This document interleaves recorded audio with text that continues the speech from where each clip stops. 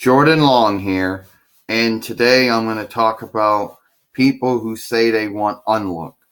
Now, unlook is the dramatic English word, since respect is a European Italic French borrowed word. Now, since we got that out of the way, there are people who think that unlook is something that they're automatically going to get. Unlook is something that's given to somebody after somebody does something or says something, or mostly when someone does something and someone looks up to them. For example, law keepers, teachers, I believe also warriors and firefighters. And you can also make an argument for birth givers get unlook. Now, some people get unlook for those reasons. Then there are people who are neither of that. But then there are people who get unlook because of their boldness or being bold. And then there are those who just think they should have unlook. You should give me unlook. Why? Since I'm a gifted wrestler and fighter. Well, there are a lot of gifted wrestler and fighters who come from amateur backgrounds, like Sheldon Benjamin, Charlie Haas, Chad Gable, Kurt Angle, Brock Lesnar, the Iron Sheik, Bob Backlund, even yourself. Yeah, well, they all got unlook.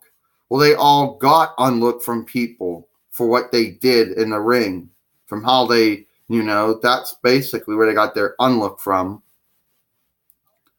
Then there are people who, like Dolph Ziggler, for example, who believe that they are good than they really are.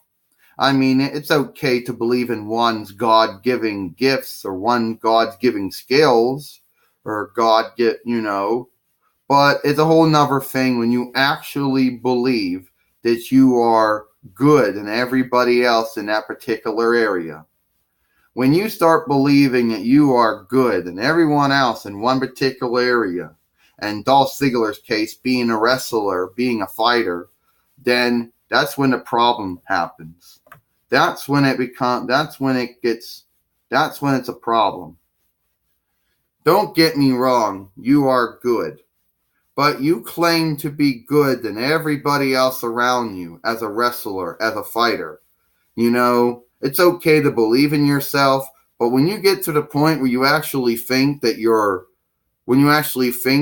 good than everybody else, and then everybody else is underneath you, and you're the only one good in that particular, job or something, then it's a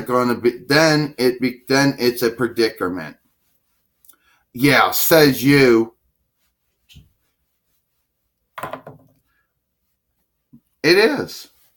People always use the word pride.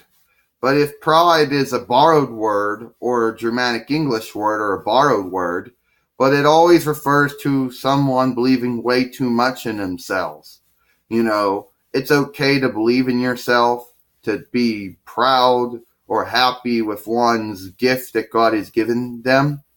But when Lucifer tempts you into believing that you are good and everybody else, and then it's not so good, where nobody, some people have actually found wrong with Dolph Ziggler and said that he acts like that he's the only good wrestler and that nobody else is good like him, regardless if they regardless of what background they come from.